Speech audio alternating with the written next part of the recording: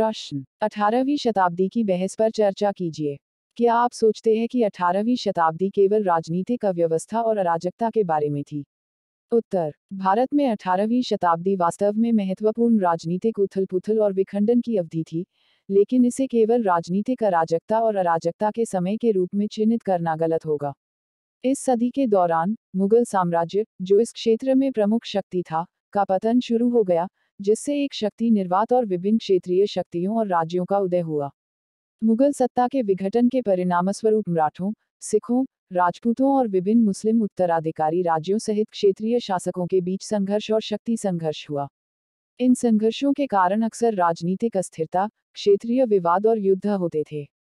इसके अतिरिक्त, यूरोपीय औपनिवेशिक शक्तियों, विशेष रूप से ब्रिटिशों के आगमन ने राजनीतिक परिदृश्य को और जटिल बना दिया। हालांकि, यह ध्यान रखना महत्वपूर्ण है कि भारत में 18वीं शताब्दी केवल अराजकता और अराजकता की विशेषता नहीं थी। इसने महत्वपूर्ण सांस्कृतिक और बौद्धिक विकास भी देखा। कला, वास्तुकला, साहित्य और संगीत के संरक्षण के लिए क्षेत्रीय शक्तियों के उत्कर्ष की अनुमति दी गई। लघु चित्रकला और शास्त्रीय संगीत सहित विभिन्न कला रूपों के विकास को बढ़ावा देते हुए, मुगल और क्षेत्रीय अदालतें सांस्कृतिक उत्कृष्टता के केंद्र बन गईं।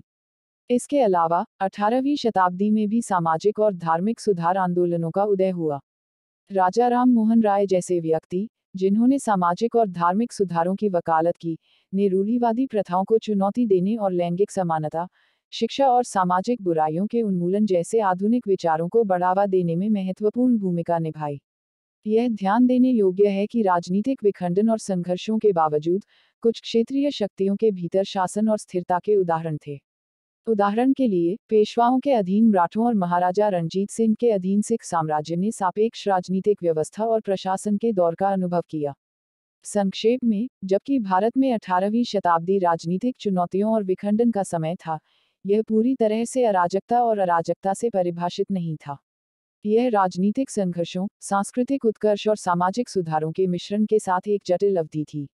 इस युग की विरासत भारत के ऐतिहासिक आख्यान और इसके विविध राजनीतिक और सांस्कृतिक परिदृश्य को आकार देना जारी रखे हुए है।